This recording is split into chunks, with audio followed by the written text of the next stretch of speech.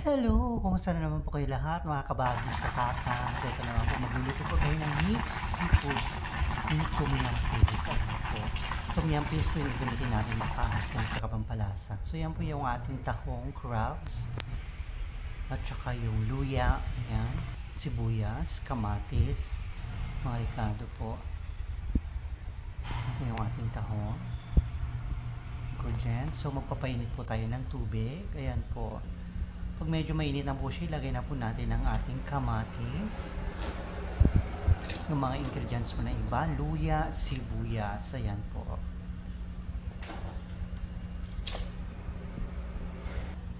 Pagkukulaan po natin ng bahagi, maglalagay na rin po ako ng sili. Ayan po.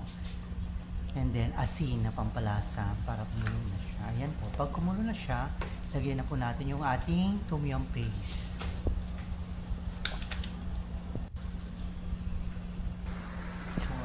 Pag okay na po yung kamatis, ilalagay na po natin yung ating crab. Ayan. Hindi ko na po siya hinati kasi gusto kong buo. Ayan, isunod na po natin ang ating tahong.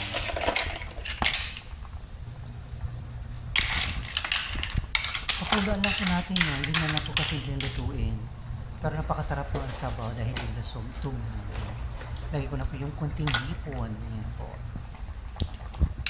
So, mixed seafoods po yan.